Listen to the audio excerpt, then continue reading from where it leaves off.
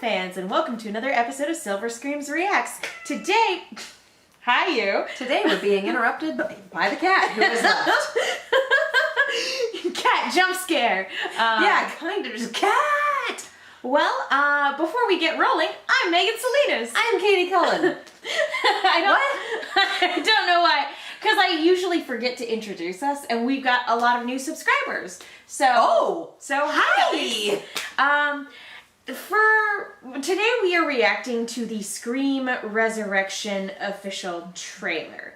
Let's provide some context. Oh, let's. For those unfamiliar with the franchise, Scream was a film franchise that started in the late 90s that revitalized the slasher genre and is one of our personal favorites. It's got... Directed by Wes Craven. It's got 3 good movies and 1 not so good movie. Pretty easy to figure out which is which. The trilogy is 1, 2, and 4. Although some people enjoy 3 for what it is, and I'm allowed to be wrong. I enjoy certain parts of it, but I fully acknowledge that 1, 2, and 4 is the trilogy for sure. And a couple years ago, MTV made a television adaptation that was comprised of 2 seasons in a made-for-TV movie.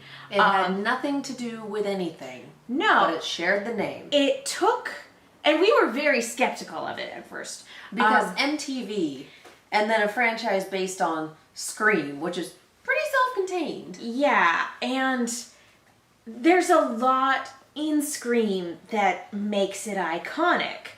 The mask, the voice, the cast, the genre savviness. Exactly. There's a lot that makes it, that defines the identity of that particular franchise, and MTV deviated from that. And at first, I was not on board, but a couple episodes in, we started kind of getting what they were going for, and by the time the series wrapped up, we were ecstatic for more. And what the series did, it did a really good job of taking elements of things from across the franchise and incorporating them into a unique story, which is what, a good reboot should do. Yeah. And the Scream show was so much better than it had any right to be, honestly, given horror spin-offs in general, given TV spin-offs of movies, of which there have been very few quality ones, and I will maintain that Minority Report was one of those quality ones and was canceled way too soon. Because Minority Report was like, oh, this movie was about Tom Cruise. What if we make the TV spin-off a sequel, give the psychics personalities, and then have a black woman cop as the main character? It was amazing! And now it's dead. Not unlike Scream. And it was such a great show, and then they were like, well, we're going to give it a season 3. We were like, okay. And we're going to reboot it completely and not have it have anything to do with any of the characters or the plots that you knew. We're not going to answer any of the questions. We're just going to, for some unknown reason. Supposedly it was ratings. Supposedly the ratings for season 2 went down significantly from season 1. But don't they always for a show? A lot of times, yeah. Maybe, I don't know, maybe it was MTV being too reactionary, maybe it was a rights thing, we don't know. And so they made the announcement that they were basically, season 3 would be a soft reboot, which was infuriating because season 1 and 2 and the movie was all the story of Emma Duval, and the movie ended on a cliffhanger. And so we were said you could wear my mask. Oh, it was so good! If you guys are unfamiliar, go check out seasons 1 and 2. We highly recommend it. And the movie. The movie was really good. It was so good.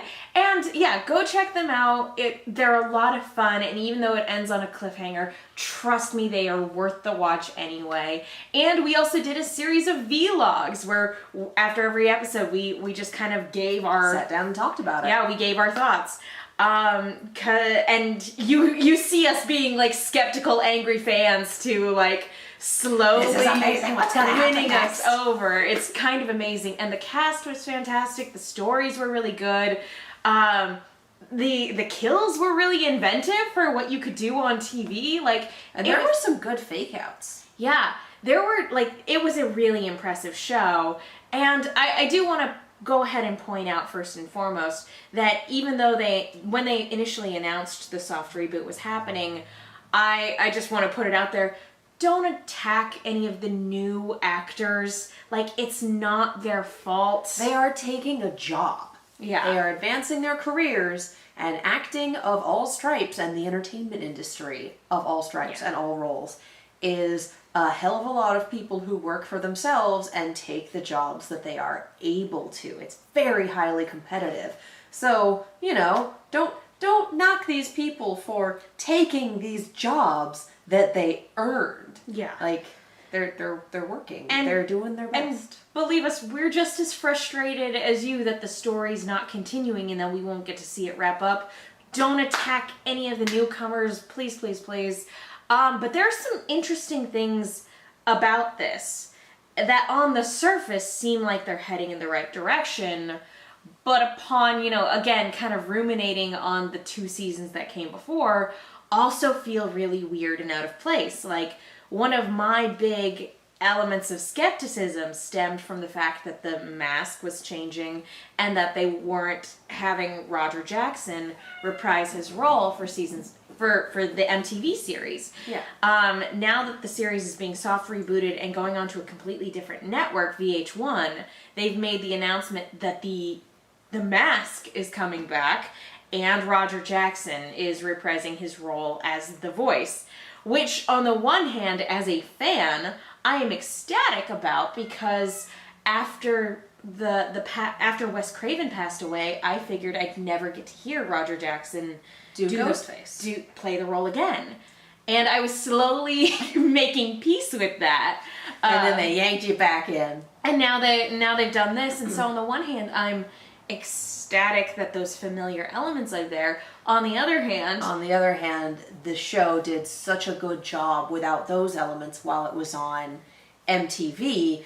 What does re-adding those elements change? How is this? We talked just earlier about how a great spin-off takes elements and reinvents them and uses them in their own way.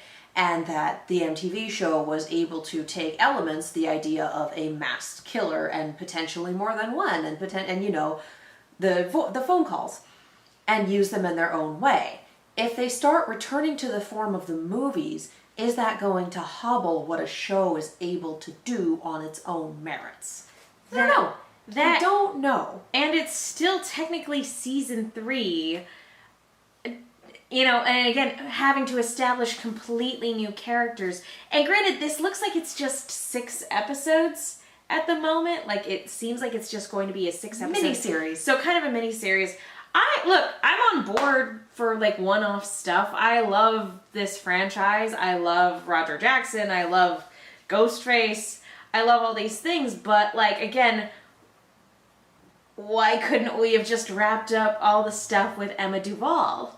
And now I think we're at the point where we can't unless we get another made-for-TV movie together, because all the actors have moved on. Yeah, exactly. They have to take other jobs. Exactly.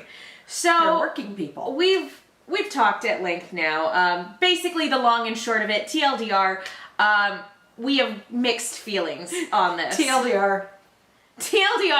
Huh? TLDR, guess I'll die. I hope not. Nah. Well, on that note, without any further ado, let's go ahead. And there was much ado. There was much ado. About Scream. Without further ado, here is the trailer for Scream Resurrection. Hello?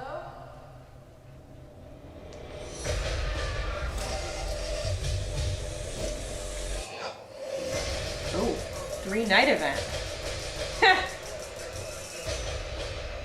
Mary J. Blige.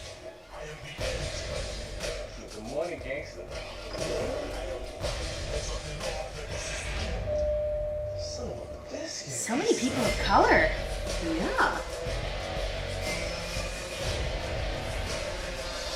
What are you supposed to do? Your dad. I'm curious about who you are on the inside.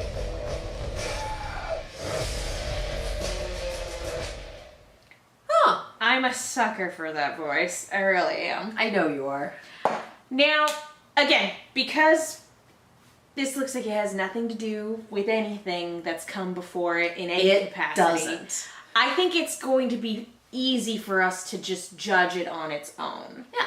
And I think that's exactly how everyone should look at it. And it's this 3-night event, so yeah, it really does 2 look like hours it's a night. It really does look like it's just going to be like a mini-series type thing, which I also think is okay. Yeah. Just kind of, I think it's an odd choice as a way to wrap up a television series that has nothing to do with the 2 seasons that came before. It's an odd choice, but you know what? As a one-off, I think it'll be fine. Yeah.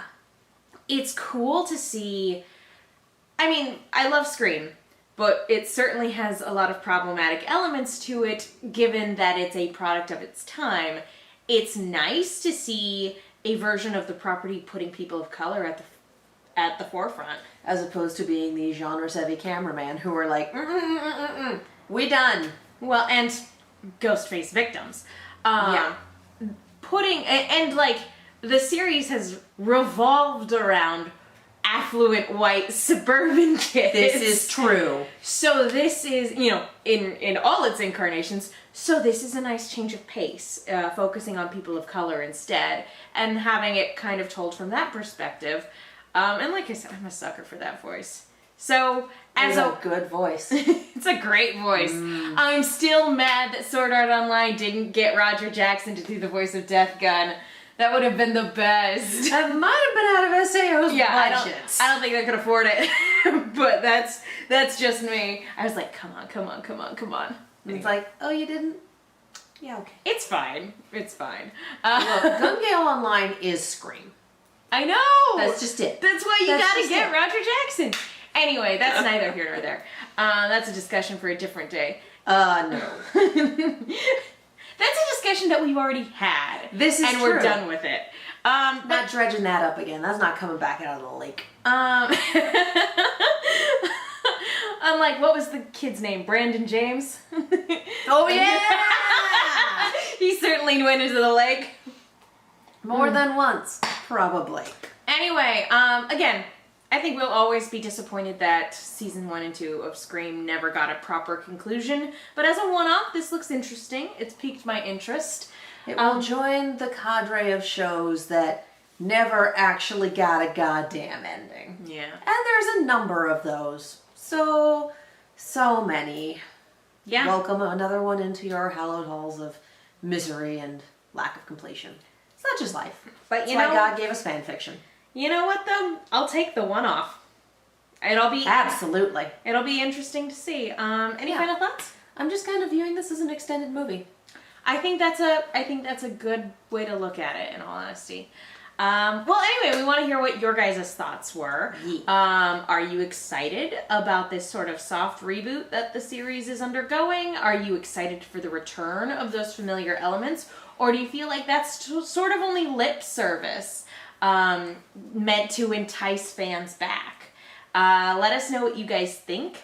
We're excited to hear from it. And I also want to know, what horror movie would you guys like to see get the mini-series treatment? Because a lot of movies have been given, like a lot of horror movies have been given the mini-series treatment. Like The Mist had its chance. Didn't last long, but it had its chance. So yeah, what horror movie do you guys want to see get the mini-series And treatment? I mean, it was a miniseries before they readapted it as a movie. It's better as the movie. That's just me. My Pennywise impersonation is loud and not terribly accurate. So, nah.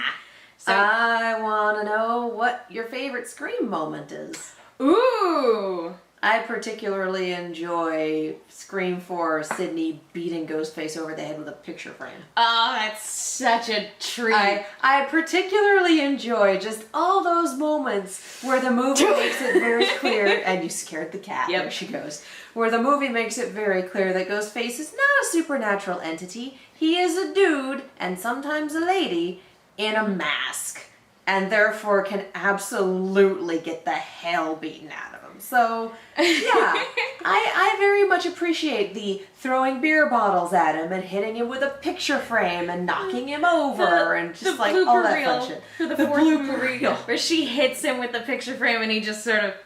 Yeah, she clocks the stuff and it dazes him for a minute. And I have to kind of go, like, oh my gosh. wait, are you okay? Okay. Like, I don't think he was expecting to get his bell rung that badly. Woo! Look at all Or, those you know, stars.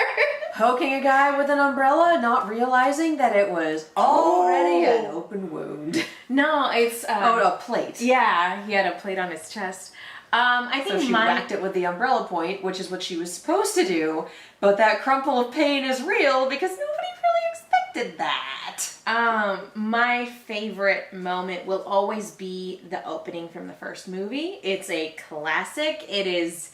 It grabs you and doesn't let you go. It's what prevented you from watching the whole movie for 5 years? No, I actually did stick around with it for a little bit, but okay. Then I turned it off because it got late and I got scared. What it did do was keep me up all night. Also, for those of you who aren't familiar as to what the marketing campaign for Scream 1 was, go look it up. It's Spoilers, amazing. It was 95% Drew Barrymore. It's amazing. And again, it's a very smart series. It's like sometimes it thinks it's smarter than it actually is, but for the most part, it is a super smart series. It's super fun, it's super hip, and for people who grew up with it, it's super nostalgic to kind of take a step back. And it's one of the few whodunits in horror where when you get the answer, you can go back and rewatch the movie and go, oh wait, this makes sense. Completely changed With the the context. exception of the one that's not, Scream 3. Because Scream That 3 makes does have actual, wait, he'd have to teleport for that shit to Yeah, work. he'd have to be literal magic. But every other one, well, in Scream 2, there's no way you can put together what the actual twist is without knowing it. Yeah. It's like, okay. They don't provide you enough clues. They don't provide you enough clues for that. Scream 1, I guess. You can put it together and be like, oh, it's that human. I haven't really put Scream 4 through that test yet. Scream 4. I think it holds up. Scream 4. It's been brought to my attention that Scream 4 is not nearly as genre savvy as its predecessors. Because the writers are considerably older than they were when they were writing the first ones, and so they're not as in touch with actual tropes. But yeah, it's still fun. It's still well put together, and I mean, again, it's still a good time. That being said, anyway, we've been rambling on about Scream. We could literally talk about Scream from now until forever. We've talked about it for hours on this channel. You should watch those. You should. And again, if you haven't already done so, check out the movies and check out the MTV series. You will not be disappointed. So on that note, Katie, where can people go if they want to find you? You can follow me all over the social medias as well as on YouTube and Twitch at Kiaxet. That is Kiaxet. If you like reactions to non-horror things, they live on that channel. I am also on a podcast called On The Point. It is an Overwatch and Overwatch League podcast where that's what we talk about. And guys, Stage 3 has been bonkers. And we're going to have a lot to talk about. And I'm Megan. You guys can follow me on Twitter and Instagram at TheMenguin. That's TheMenguin. I also do a podcast called No Love Lost, which is a Lost retrospective podcast where my co-host Will Link loves Lost and I don't. We talk about it. And we are both also on a podcast network. Yeah, called Rooster Team Radio. We are members of the Rooster Team, and that's where we talk about Rooster Teeth shows. Right now, Camp Counselor's Corner is going on, and it's a great time. Definitely check that out. It's a lot of fun. And don't forget to follow Silver Screams on all the social medias at Silver_Screams. Like us on Facebook, all that jazz. So yeah, we look forward to hearing from you about your thoughts on this trailer. Thank you guys so much for watching. We will see you all next time.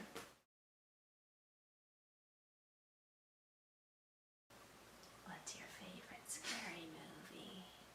This one. This one. I'm more of a romantic comedy person. Goodbye forever!